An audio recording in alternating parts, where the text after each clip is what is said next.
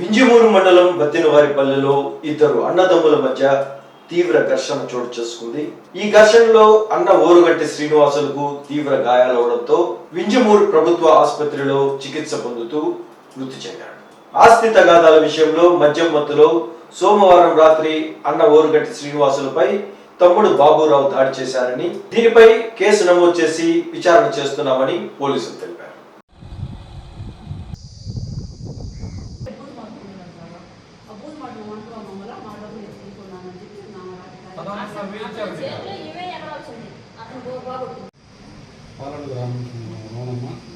వింజమూరు మండలం బత్తినవారిపల్లెలో ఇద్దరు అన్నదమ్ముల మధ్య తీవ్ర ఘర్షణ చోటు చేసుకుంది.